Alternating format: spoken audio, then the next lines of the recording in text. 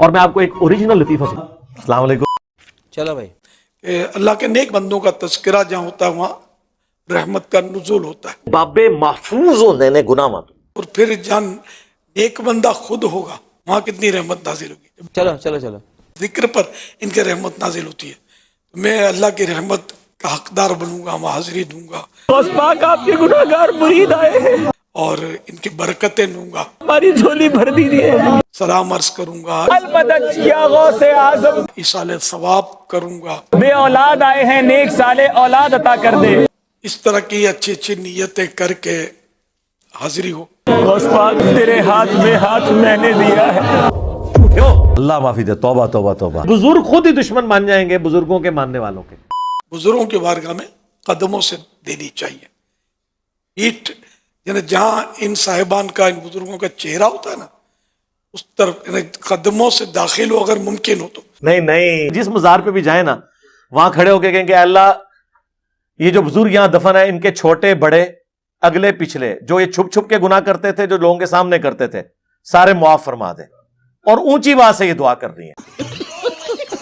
اور پھر چہرے کی طرف آ جائے, پیٹھ کی طرف سے سلام عرض نہ کرے. او کہانی ہے بھائی کہ پیٹھ کی طرف سے سلام کرنے میں ظاہر ہے کہ عام زندہ آدمی بھی جو ہوگا, یہ بھی زندہ ہوتے ہیں اولیاء, کیا یہ بھی زندہ ہوتے ہیں اولیاء چھوڑ دو یار, میں اور پاسے ٹور پاؤں گا. عقل نہ ہوئے تے موجیں ہی موجاں. لیکن ہم لوگ جو ہیں اب کوئی پیچھے سے سلام کرے گا, پیچھے سے ہم کو باتیں کرے گا, اور ویسے بھی یہاں کے سامنے بھی کوئی مصروف ہے تو اس کو بار بار مڑنا پڑے گا, زحمت ہوگی. کوئی فکر نہیں کرنی, وہ حالت صاحب میں ہوتے ہیں.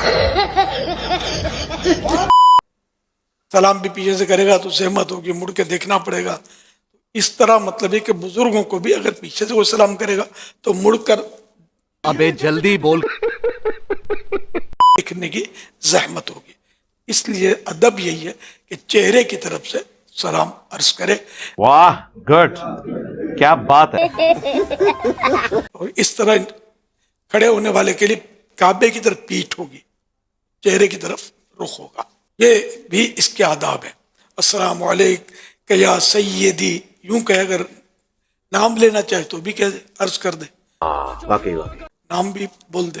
تو یوں سلام عرض کریں, پھر ایصال ثواب کریں, جو بھی اللہ نے توفیق دی تلاوت وہاں کریں, یاسین شریف پڑھیں, سورہ فاتحہ پڑھیں, یہ ذرا پوائنٹ آپ نے غور سے سننا ہے. یا صرف سورہ فاتحہ اور 3 قل هو اللہ شریف پڑھ لیں, اول آخر ذہن سے درود پاک بھی ہو جائے, کچھ زیادہ درود شریف پڑھ لیے جائیں. اب یہ جذباتی جملے تو ٹھیک ہیں, کیا شریعت میں بھی ٹھیک ہے؟ کی مناسبت سے, یا ایک بار سورہ فاتحہ 11 مرتبہ قل هو اللہ شریف پڑھیں. جتنا شہد ڈالیں گے اتنا میٹھا ہے, سمجھ رہے ہیں نا, سمجھ رہے ہیں نا. پڑھیں گے اتنا ثواب زیادہ ملے گا. پھر یہ کہ بارگاہ رسالت میں اس کا ثواب ہدیہ کریں, پیش کریں, اور تمام نبیوں کو, اور اس طرح پھر جن کے مزار پر حاضر ہیں ان کا مبارک نام بھی لیں. واہ واہ, چنگی مت پہ دینا ہے منو. اور ان کو بھی ہدیہ ایصال ثواب کا پیش کریں. پھر یہ کہ یہ بھی خیال رکھنا ہوتا ہے کہ بزرگوں کو پیٹھ نہ کی جائے. ہاں, کہ مزار شریف کو بھی پیٹھ نہیں کی جاتی. ادب یہ ہے کہ جو باادب لوگ ہوتے ہیں نا, وہ مزار شریف میں اندر جاتے ہیں نا تو پھر پیٹھ نہیں کرتے, الٹے قدم واپس باہر نکلتے ہیں. کو بات کرنے والی کرے. لیکن یہ ادب اب بہت کم رہ گیا ہے, لوگ پیٹھ کر رہے ہوتے ہیں. ساڈی مرضی اسی جو مرضی کبھی ہے.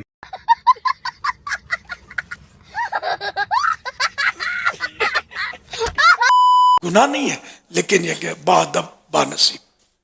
ہم جتنا ادب کریں گے اتنا ہم کو فیض ملے گا. وہ چھڑ دو, سارا نے فیض ڈوب گئے.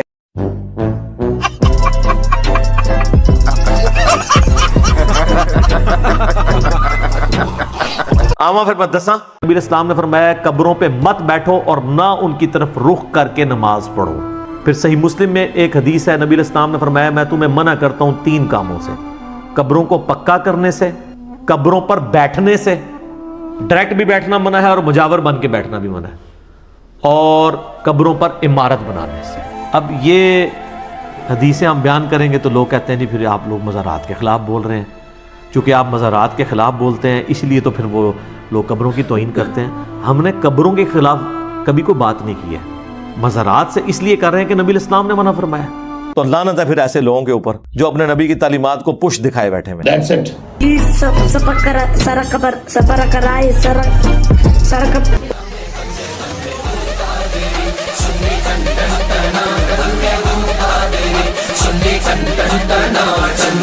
DJ Sabda.